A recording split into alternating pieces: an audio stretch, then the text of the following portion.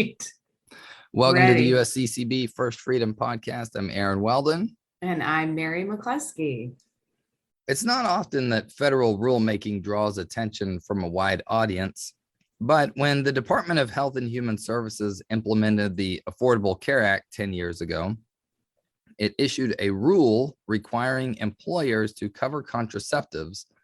And that little rule, the HHS contraceptive mandate, drew widespread condemnation from many people of faith. In many ways, the mandate was the impetus for the formation of our own USCCB Ad Hoc Committee for Religious Liberty and the Fortnight for Freedom, which then became the Committee for Religious Liberty and Religious Freedom Week. Over the years, we've watched as the Little Sisters of the Poor have fought the mandate at the Supreme Court. This rule is what first got some people interested in religious freedom in the first place. We may be poised for more rulemaking that captures that kind of widespread attention. Here at the conference, policy experts from several offices have been anticipating the rollout of not one, but 7 rules across different agencies that will have negative effects on life and liberty. To help us understand these regulations, we are joined by our colleague, Dan Balzarak. Dan is Assistant General Counsel and Director of Religious Liberty at the USCCB. So that makes him my boss. Uh-oh, look out. Prior to joining the USCCB, he served at the Department of Health and Human Services. He also worked for the Archdiocese of Washington during the HHS mandate struggles. So he brings a great deal of experience to these kinds of issues. Dan, thanks for talking with us. Thank you, Aaron. Thanks for having me, and no need to butter me up. So I want to start off with talking about something really basic. It may seem boring to an experienced attorney like you, but for many of us, like I said, rulemaking is not something that gets a lot of widespread attention. And I think partly it's not very well understood by the general public. We're all fairly familiar with debates about bills and bills becoming laws and that sort of thing. But what is going on then when laws become rules? That seems like another step that I don't know that I was very familiar with it until I became interested in these sorts of issues. So just fill us in. Sure. And I think the process of federal agencies making rules or regulations, which is sort of the terms are used more or less interchangeably, is underappreciated in terms of its impact on public debate, political debate about, such and such administration is doing X, Y, Z, and we think that's bad or that's good. A lot of the time, what you're talking about when you have those conversations is regulations or rules. And I think it's probably also underappreciated the extent to which regulations govern our lives. One of my favorite Twitter accounts is called A Crime a Day, and it's just about how everything you can think of is a crime, like wearing orange pants in the Atchafalaya Basin after Labor Day or something. And the thing that makes it a crime is a regulation more than a statute.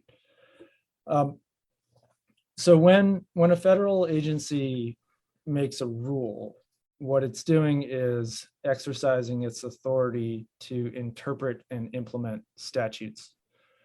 So Congress, they brush up as much as they can on whatever the subject matter is of the law they're making, but a lot of the things they're trying to do are very technical, methane regulation, these very, very complicated issues.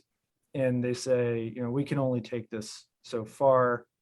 You, the federal agency, we delegate to you the authority to sort of fill in the gaps in the statute. And they can do that explicitly. The law itself will say, we hereby delegate to the Department of Health and Human Services the authority to issue regulations, or sometimes it's implicit. So just if the law has some ambiguity or gap in it, the federal agency will sort of on its own accord pick up the ball and fill that gap in, or sort of flesh out exactly how the law is supposed to work. So that's what's happening with these regulations we're worried about. Federal agencies are taking parts of the Affordable Care Act, parts of various federal non-discrimination laws, and saying, well, here's what that really means in more precise terms.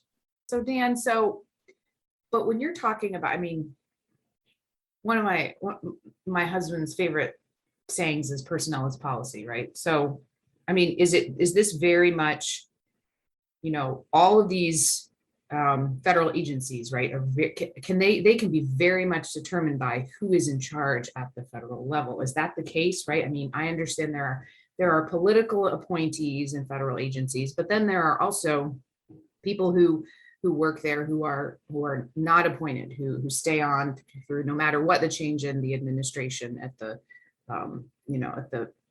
who's president, right? So I guess my question is, are all of these agencies, Health and Human Services, Housing and Urban Education, Department of Education, I mean, are they all at the mercy of all these regulations and at the mercy of who is president? Or, I mean, how does that work? In a sense, yes. And of all of the 7 different regulations we're concerned about, not a single one is a brand new exercise. All 7 of them are sort of the new version of a rule that was made during the previous administration. And I think, with maybe the exception of one, each of those was a new version of a regulation made under the administration before that. So there's this game of ping pong that takes place as administrations change, and the federal agencies directed by the political appointees who run them, take the statute that's at the basis of the regulation and interpret it. There are sort of boundaries on either side. We can interpret this as much as possible to be in line with the policy priorities of the Democratic administration, or as much as possible to be in line with the policy priorities of a Republican administration. And that's based on real or perceived ambiguity in the statute. And those sorts of changes back and forth are directed in large part by changes in personnel. Sometimes there are underlying legal changes that cause or that contribute to the shift. I think we'll get into it a bit, but Bostock, the Supreme Court's ruling in the Bostock case is a big one for our purposes here. So one more follow-up question. Okay, so you use the word statutes. So what's the difference between a statute and a regulation? All right. So a statute is a bill that was passed. It is a Got it. Okay. part of the U.S. code, the statutory code. Law and statute get used to mean the same thing a lot, but statute and regulation, the distinction between those is sort of the precise way to think about the law in broad terms. This is why there are so many attorneys in Washington, D.C., because they're all interpreting statutes and all of these things. We'll thank our founding fathers and successive Supreme Court justices for setting up and expanding the administrative state and ensuring me job security. Well, I know we often talk about our kids here at the office. You should make like a Schoolhouse Rock style video about, for children, because wasn't it Schoolhouse Rock is that cartoon where they have like the bill turning into a law, but now you need to like run it through all the regulatory agencies and stuff. I feel like kids would really be into the Administrative Procedure Act. Yeah, you think so? Oh. Make it fun for the children.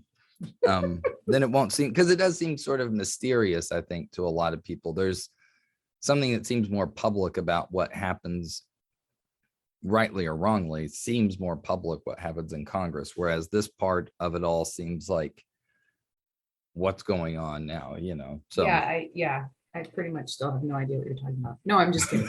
No, but no, I mean, it's really, it seems to me like what you said about, Congress just kind of passes it over because I mean, there's so much that goes on. What you said earlier, that really hit home about, we really have no idea about how much what happens inside the Beltway affects our lives. And I don't think most people realize that. I mean, shining a light on this is so important. So let's get into it. I want to know what these 7 regulations are.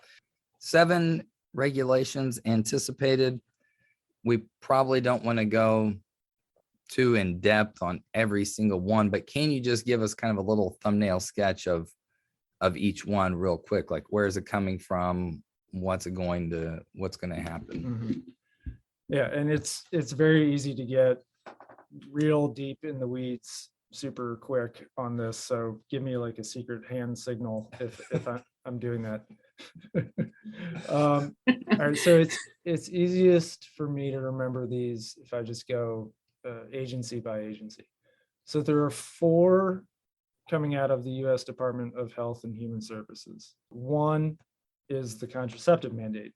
Like you mentioned earlier, there are an anticipated round of revisions to the existing contraceptive mandate regulation, specifically the parts of it that provide exemptions for religious objections and moral objections to having to provide contraceptives in your health plan if you're an employer. So the administration through HHS it intends to revise those and presumably to narrow them or eliminate them, but we don't quite know yet what form that will take. The next is the HHS grants rule. It's kind of a misnomer because it applies to more than just grants. Basically, it's a provision buried deep within this mammoth part of the HHS's regulations that sets out the terms and conditions of all sort of federal awards and federal funds that HHS disperses. And it's a provision enacted in the previous administration that prohibits recipients of those funds or awards from discriminating on the basis of sexual orientation and gender identity. Well, sorry, I shouldn't have said the previous administration. The administration before that put this non-discrimination piece in. The Trump administration took it out, and now the current administration thinking about possibly putting it back in. So that's going to affect mostly social service providers, foster care, adoption, things like that. Next is the conscience rule. So this is another game of ping pong. Bush administration issued this regulation called the conscience rule, implementing and providing enforcement mechanisms, so sort of ways to make sure that it can enforce these statutes that protect conscience rights in healthcare. So if you're a provider who doesn't want to participate in abortion, there is a statute, a federal statute that says you can't be discriminated against because you don't want to participate in abortion. The Obama administration pared that regulation to just like one sentence, literally one sentence. Trump administration expanded it beyond what the Bush administration did. And now HHS is proposing to rescind, to get rid of the Trump administration rule. So, back and forth. Last and probably the biggest out of HHS is what's called the Section 1557 rule. Section 1557 refers to a section in the Affordable Care Act, or Obamacare as it's often known. In that section is the non-discrimination section. It says, programs, participants in the Affordable Care Act regime, architecture, cannot discriminate on the following bases. And the one that's really at issue is sex discrimination. The administration, HHS, is expected to reinstitute a previously instituted interpretation, which is that sex discrimination means gender identity discrimination too, with the effect that if you are a healthcare provider, a professional for whom gender transition procedures would be within your scope of practice. So say you're a plastic surgeon who does double mastectomies, that sort of procedure can be done for gender transition purposes too. Therefore, you're required to perform it for those purposes. It also has, just like the contraceptive mandate governs employer health plans, the Section 1557 regulation would require coverage of gender transition procedures in employer health plans. Not necessarily every employer, but lots of them. There's a big question mark over whether Section 1557 is going to say anything about abortion, whether it's going to institute similar requirements about abortion. That would really make the thing into a different animal, and everyone's watching very closely to see what will happen with that. Question on that one. Sure. Would that include hormone treatment for children Yes. who have gender dysphoria? Yes. Okay. So if you are the type of doctor who prescribes hormone treatments for growth disorders, then you would be required to, provide them for gender dysphoria as well. And failing to do so would be considered gender identity discrimination. Mhm. I Okay. mean, just a comment on that. It really is striking. What you're saying is that basically if you do a certain procedures like mastectomies for cancer treatment, then you also then have to do those same procedures to treat somebody who presents with gender dysphoria. Is that right? Basically, is that what Yeah. I mean, because that's sort of bizarre. Even if you take away the culture war gender stuff about it, to say if you do this for one thing, that means you have to do it for the other thing, is kind of a weird workaround to say that you have to do this thing. Does that kind of make sense? I mean, it seems to me like it's sort of a strange thing to get that involved in how physicians do their work. Right. So there's a thread here that doesn't really have anything to do with religion or moral concerns about gender transition procedures. You could just be a doctor who thinks that they're not effective. And you provide double mastectomies for cancer patients because you understand the evidence to show that they help fight cancer, and maybe you read the evidence on their utility for gender transition or gender dysphoria differently, not out of a religious perspective, but just a medical scientific perspective. So it does get very far down into the decision making of individual physicians that way. Mhm. All right, so I've done 4. Next 2 are out of the Department of Education. One is Title IX. So Title IX is a federal non-discrimination statute that prohibits sex discrimination in education, specifically in education programs and activities that get federal funding somehow. It's going to capture essentially every university, public schools, but also to some extent private schools as well, if the school in question happens to participate in some sort of federal financial assistance program. And those these days are very common, the programs themselves. And that, as with Section 1557, the move expected there, essentially all but certain, is that the Department of Education will say sex discrimination means sexual orientation and gender identity. And therefore, it's sort of the litany that we've become familiar with through the culture war issues. A boy who identifies as a girl needs to be permitted access to the girls' locker room, et cetera, et cetera. Mhm. The other one out of the Department of Education is a bit of an odd duck. It's called the Religious Liberty and Free Inquiry Rule. It's sort of a mishmash of different provisions that have to do with freedom on college campuses. The main one that has captured people's attention is a provision governing the freedom of student faith groups to select their own leaders. There was a Supreme Court case about this a while back, where basically a student group, a Christian student group, said, well, our leaders need to accept church teaching on homosexuality. And the school said, well, that's discriminatory. You can't impose that requirement on your leaders. So this is a regulation from the Trump administration that gives student organizations that space to say, our leaders need to be need to embrace our faith, this regulation is expected to roll that protection back. But just real quick, that's not only about sexual orientation, gender identity stuff, right? That Right. that like a religious group, theoretically, if it was a small religion on a campus and like an agnostic group could stage a hostile takeover, right? I mean, we don't know that that's something like that's happened, but that's not out of the realm of possible, or not even just religion. I mean, all of the meat eaters could join people for the ethical treatment of animals, Yeah. right? I mean, Yeah, well, it has, sort of mundane practical effects too, so say you had an Orthodox Jewish student organization and its leader really loved, someone ran to be the leader of the organization who chose to serve ribs, baby back ribs at every student gathering.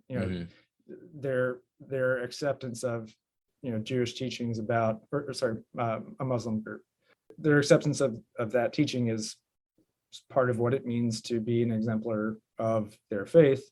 So yeah, it messes with the identity, the student group's ability to adhere to their chosen identity. So Dan, can I go back to the one you mentioned, the first one you mentioned at the Department of Education? You mentioned that it would not, it seems like you said it would not extend to private schools that do not receive federal funding. I'm kind of surprised at that it doesn't go that far.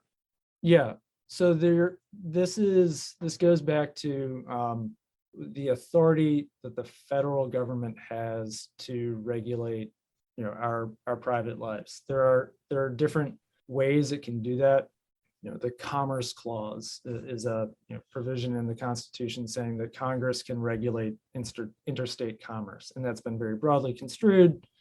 So if something has even the most incidental effect on its interstate commerce, Congress can pass a law regulating it, governing it. Another main one, which is most often at issue in these regulations, is the spending clause. So Congress and federal agencies implementing statutes that Congress passes can attach conditions on federal funding. So Title IX is an exercise of, Title IX is the statute that the Department of Education rule is working with. Title IX is an exercise of the spending clause power. So it doesn't go further than the federal dollars do.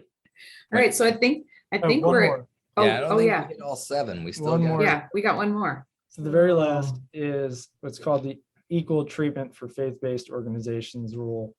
It's a joint rulemaking. So there are, I think, 9 different federal agencies involved, and they're going to issue essentially identical regulations governing their own operations, their own funding. It's being led by the Department of Justice, and the focus of that rule is how far can faith-based organizations that receive federal funding to provide social services, especially, how far can they go in maintaining their religious character and their religious exercise in the conduct of these programs? So if you have a faith-based homeless shelter that receives money from housing and urban development, can they have a cross on the wall? Can they offer worship services in the home? Can they make those part of the programs that they provide for people who stay there? Things like that. So I think that's 7. So I think somebody who listens to this, the number one thing they're going to wonder is, how is it going to affect my life? And in fact, you mentioned at the very beginning that the rulemaking is the thing that really can affect us the most. So yeah, how's this gonna affect me? I guess we should say that this hasn't happened yet. This is all right. We anticipate it happening. And so we don't know for sure how things are gonna pan out. But let's just assume that what we expect to happen does happen. What difference is it going to make to me? Mm-hmm. So I think the 3 to focus on in that respect are Section 1557 and the conscience rule, which are sort of a 1-2 punch in a way, and Title IX from the Department of Education. So Section 1557 and the conscience rule, I call them a 1-2 punch because 1557 is going to, we expect it to impose requirements on healthcare providers to perform procedures. And the conscience rule, the proposed rescission of the conscience rule, is expected to remove protections for healthcare providers who don't want to perform those procedures. So it is, a good question. Well, if you're not a doctor or a nurse or whatever, how does that really make a difference for you? And I think it does. A lot of people want doctors, want their healthcare providers to share their religious or their moral views. So if you're a pregnant woman looking for an OB-GYN, you'd rather not see an OB-GYN who performs abortions.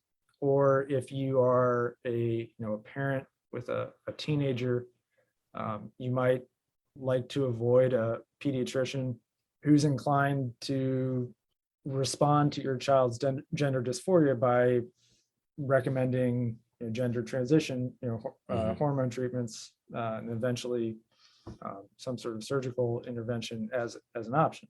So I think there's this downstream but real effect on the sort of profile of our healthcare workforce. If you make the healthcare profession one where only people who endorse these sorts of procedures are really eligible, then that's the kind of services you're going to get as a patient, the kind of services you're going to be offered. In Title IX, lots of people have kids. Lots of people send their kids to public school, and lots of kids go to college. So Title IX will sort of govern how schools treat or approach these issues of gender and sexuality. So if you send your kid to public school and you don't want them to share a locker room or a bathroom with someone of the opposite sex, or if you just don't want the environment, the sort of curriculum and atmosphere of the school to be one that sort of promotes and celebrates the sort of gender identity ideology, then Title IX should be of concern. And it is of course especially concerning to the extent that it reaches private religious schools where their ability to faithfully live out their teachings, their faith on these matters would be affected. So I think those are the two main ways that you should care about this as just an ordinary citizen. Mm-hmm. So, but what about number 7? So my understanding is that I'm still trying to go back to like what it was that you said that the last one did. And that you said that was led by the Department of Justice, but there's 9 agencies involved. And to me, that one seems hugely impactful because you're talking about, I think you're talking about possibly a huge economic impact, right? Could really change the character where no longer can groups receive federal funding. Like we're going to be support, or if we want to maintain the authentic Catholic flavor of certain organizations or groups or whatever, then we're going to have to support them with our own dollars. Am I understanding that last one correctly? Yeah, yes and no. Okay.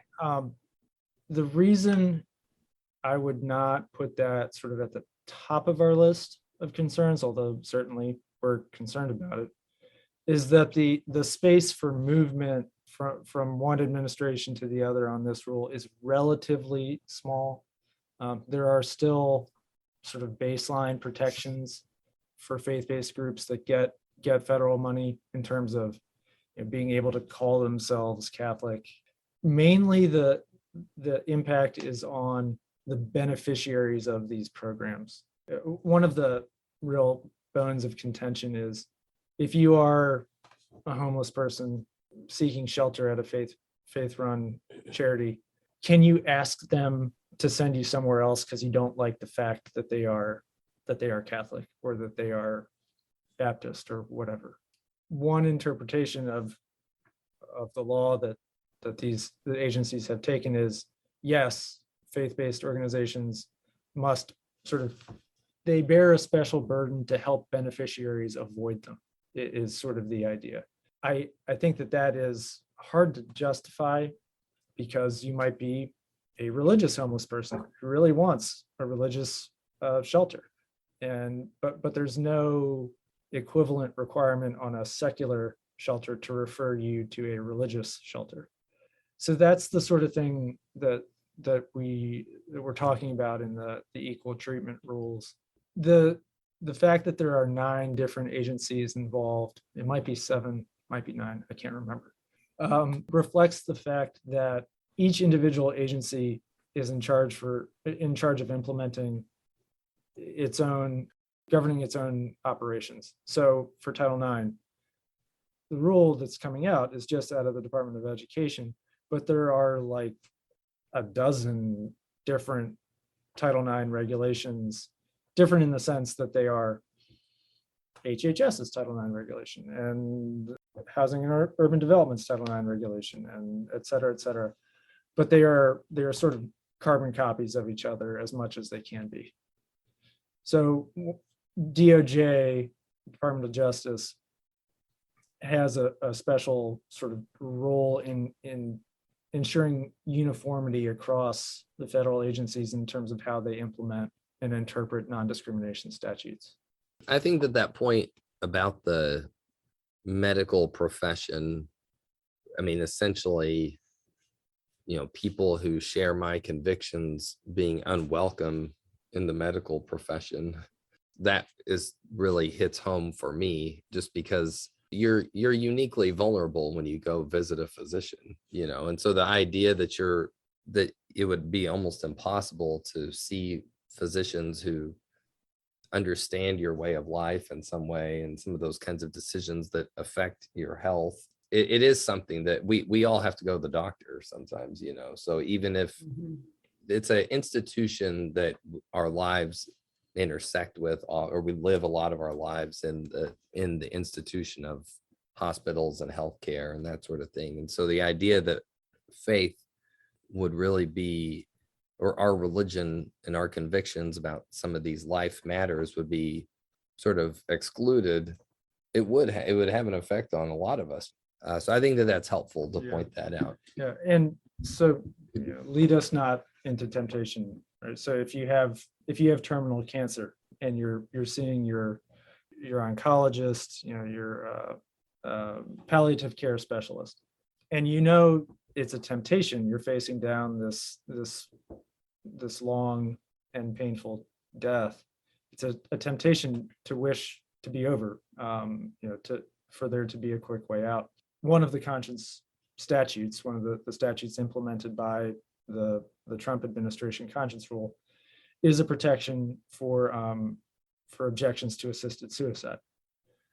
So, if you would likely hope, if you're a practicing Catholic in that situation, to not have your doctor suggest to you that maybe you should think about assisted suicide.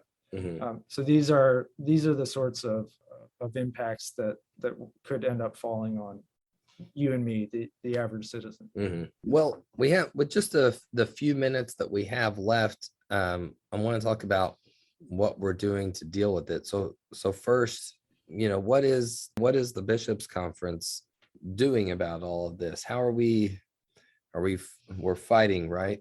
Tell us what We're always fighting defense a lot. So I guess that's an appropriate occasion to note the sort of status or posture of the rulemaking projects that's going on. So all of these rules we're talking about are planned. We expect them to be released soon. What will get released soon is what's called a proposed rule. So it's not effective immediately, usually not. And we expect all of these to be proposed rules, not effective immediately. And then at that point, there's a period for public comment on the proposal. And then usually sometime like 9 months or a year later, the agency will finalize the rule, and then it will become effective. That's the point at which people must comply. So what we're looking at right now is anticipation of the release of proposed rules. So what we're doing right now, we don't have text of any proposed rule to look at and respond to. So we're trying to generally raise the awareness that these things are coming down the pike, to prepare people to engage with the federal government on these proposals. We plan on assisting people in submitting these public comments to the federal agencies. And I used to work at HHS in the Office for Civil Rights, and I did rulemaking projects there. And I have to say, it's sort of a magical little moment in governing ostensibly sort of for and by the people. Because if you submit a public comment, Sally Smith from Topeka can write a public comment to HHS on the conscience rule or section 1557, and some person in a cubicle at HHS has to read it.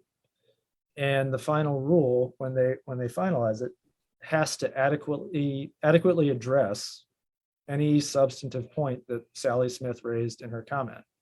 And if they don't, then the rule can get struck down. So there's this actual true power that everyday citizens have that they can exercise via the notice and comment process, which I think is underappreciated. It's, sort of, Mary, you asked, like, there's this whole, it's like this black box, like what's going on in the federal agencies when they do this.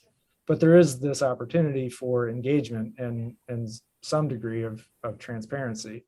This is not to say that every final rule, will address your concerns to your satisfaction, but they have to read it and they have to consider it, which is sort of remarkable. Can I just ask then, that's not though the case if you like send something to your representative or senator, right? Like they don't have to. So are you saying that being ruled by the administrative state would actually be more democratic because the bureaucrats actually have to look at what you say, whereas your own representative actually doesn't have to look at What do you mean by they have to look at what you read? Like there's someone actually looking over their shoulder that knows if they don't read it? It's part of the administrative record of the rule. And so if Miss Smith in Topeka reads the final rule in section 1557, and she's like, hey, there's nothing in this. So when a federal agency issues a regulation, the very end of it, of this massive document, is the actual regulation itself. And everything that comes before, like 95% of it, is explanations. We received comments saying we should do this, and we received other comments saying we should not do this, and here's why we chose to do this. So if Ms. Smith reads that and says, hey, they didn't take into account the thing I said, she can sue and say, you arbitrarily and capriciously ignored this very good point I raised. I guess to your point, Aaron, the flip side is we can vote our representatives out. Whereas when I was at HHS, I had some professional obligation to read all these comments and a legal obligation, but I was immune to the wrath of voters. Right. So just to wrap us up though, Dan, I mean, you're kind of alluding to it, but how can the average Catholic be involved? Where can they, what can they do to make their voice heard, to make that person in that cubicle read what they have to say? So obviously engagement in the notice and comment process, that stage of the federal rulemaking project is the most concrete opportunity for engagement. And we're going to set up a web page that will sort of assist people in understanding what's being proposed, and how to submit comments and all these regulations. This is sort of getting to be a tired saw for me, but when I get asked, well, what can I do as an everyday Catholic to support religious freedom? I tend to say, go and do the things that religious freedom is for. We're worried about our ability to continue to provide healthcare for the needy. Go volunteer at a Catholic health clinic. We're worried about our ability to keep running homeless shelters. Go volunteer at a homeless shelter. Show people why religious freedom is important to us, and it's because we want to be able to do all these things. So do the things. Demonstrating the value of faith in service is, I think, the best argument we can make for the long-term protection for religious freedom. That's great. Well, that is a good encouragement, Dan, from our Director of Religious Liberty. So thank you so much for that. And thanks for walking us through all this. I feel so much smarter after listening to you. I understand so much better. So thank you for illuminating us today. Sometimes I after going through Administrative Procedure Act arguments, I find myself wishing I lived in a sort of anarcho, on my own private island. But I appreciate your response. Well, we've been talking with Dan Balzarak of the USCCB about some disconcerting rule changes that we anticipate seeing proposed in the coming weeks and months. Thank you so much. It's been a great conversation. I'm Aaron Weldon. And I'm Mary McCleskey. Thank you for joining us for this episode of the First Freedom Podcast.